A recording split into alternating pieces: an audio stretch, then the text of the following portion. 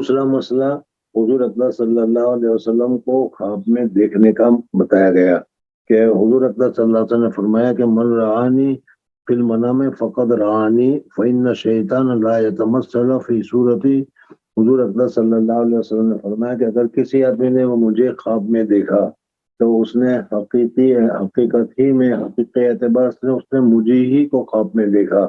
اس وجہ سے کہ شیطان میری شکل کو اختیار کر کے کسی کو خواب میں نہیں آ سکتا۔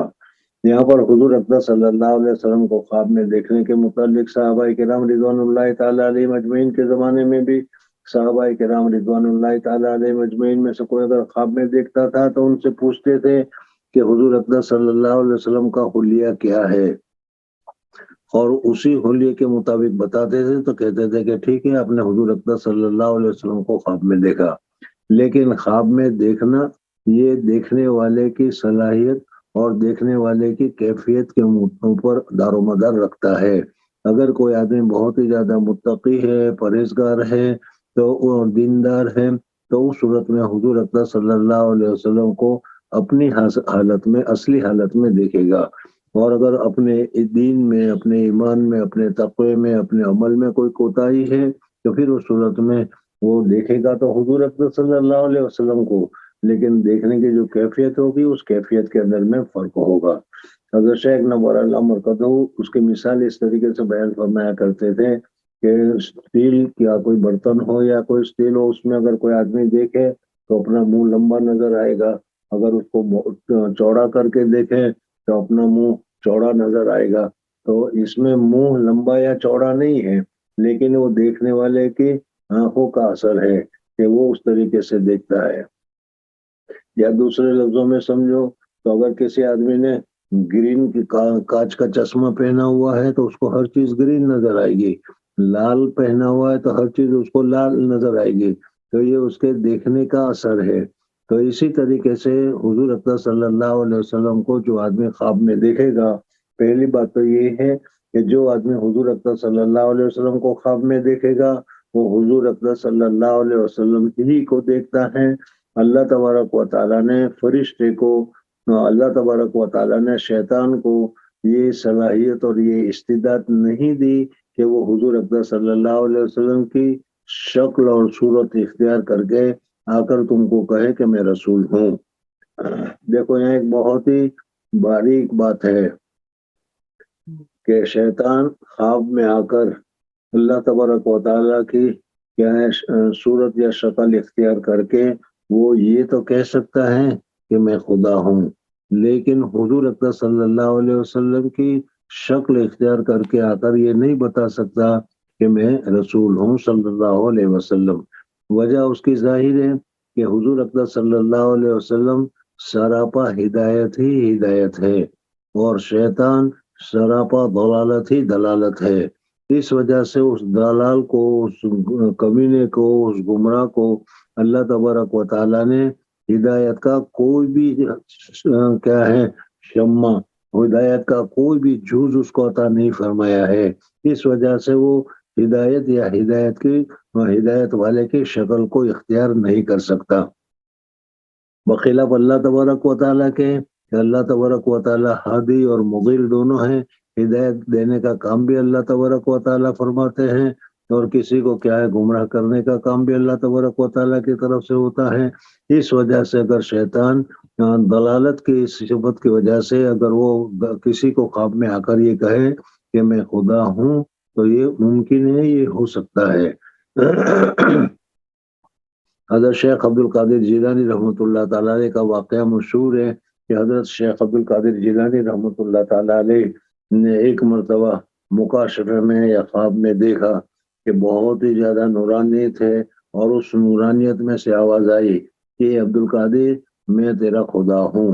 اور تم سے میں بہت راضی ہو گیا ہوں، اور اب تک جتنے احکامات تھے وہ سارے احکامات تمہارے سے ختم کرتا ہوں، معاف کرتا ہوں، اب تمہیں کسی حکم کو پورا کرنے کی ضرورت نہیں ہے۔ یعنی دوسرے لفظوں میں نماز نہ پڑھو تو کوئی حرج کی بات نہیں، شراب پیو تو کوئی حرج کی بات نہیں، اس قسم کی چیز خواب میں اللہ کی طرف منسوخ کر کے حضرت عبد القادر جیلانی رحمۃ اللہ علیہ کو بتائی گئی۔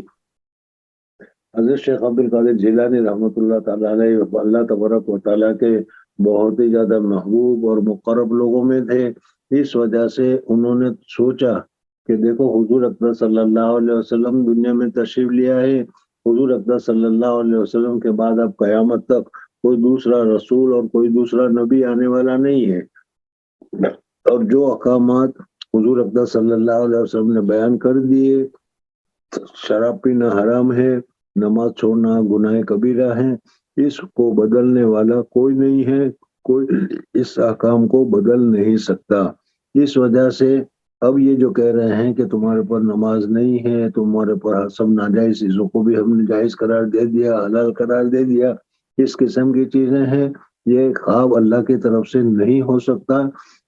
ضرور یہ شیطان کی چال ہے اور شیطان کی گمراہی ہے. اور فوراً انہوں نے پڑھا لا حول ولا قوت الا باللہ، اور لا حول پڑھنے کے ساتھ ہی شیطان کی جو کیا ہے نورانیت بتلا رہا تھا وہ خدا اپنے آپ کو بتا رہا تھا، ایک دن ظلمت میں وہ بدل گیا. اور اس کے بعد اس نے کہا کہ عبد القادر اس جگہ پر تیرے جیسے کئیوں کو میں نے گمراہ کیا ہے. بہرحال واقعہ یہ ہے کہ اگر شیطان آ کر اللہ تبارک و تعالی خواب میں یہ کہے کہ میں اللہ ہوں تو یہ خواب تو ہونا ممکن ہے،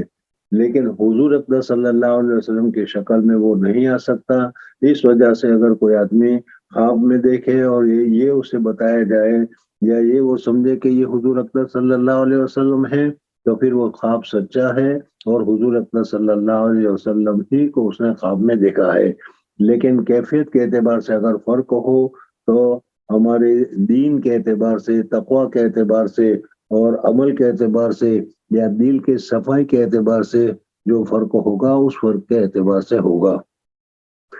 دوسری اور تیسری بحث یہاں پر یہ ہے کہ اگر خواب میں کوئی ایسا دیکھے کہ جس میں کوئی حکم دیا گیا ہو تو پھر اس صورت میں اس حکم کے اوپر عمل کرنے کا کیا حکم ہے؟ تو اس کا جواب یہ ہے کہ اگر شریعت کے سامنے اس کو پیش کیا جائے، شریعت میں اگر اس کو وہ جائز ہے یا کرنے کا حکم ہے تو پھر اس صورت میں اس کو کرنا جائز ہے. لیکن اگر شریعت میں اس کو کرنے کی اجازت نہیں ہے تو پھر اس صورت میں خواب میں اگر چاہے تو وہ سچا ہی خواب کیوں نہ ہو لیکن اس کے اوپر عمل کرنے کی اجازت نہیں ہے. کیوں؟ اس وجہ سے کہ ہو سکتا ہے کہ سننے میں غلطی ہو گئی ہو، یا بعض مرتبہ لہجے کے اعتبار سے بھی حکم بدل جاتا ہے. جیسے ایک مرتبہ چلو کر لو تم، تو اس سے معلوم ہوتا ہے کہ کرنا جائز ہے، اور ایک مرتبہ غصے کی حالت میں کہتا کر لو دیکھتا ہوں، تو یہاں پہ بھی کرنے کا حکم دیا گیا ہے لیکن کیا ہے وہ نہ کرنے کا حکم دیا گیا ہے. یہ تو اس طریقے سے فرق ہوتا ہے. لہذا اگر کسی نے خواب میں کوئی حکم دیکھا تو پھر اس صورت میں اس کے اوپر عمل کرنا جائز نہیں ہے بلکہ شریعت پر اس کو پیش کرنا ہوگا. من رآنی فی المنام فقد رآنی فإن الشیطان لا يتمثل فی صورتی ومن کذب علی متعمدا فلیتبوأ مقعده النار. بہرحال ان تمام حدیث سے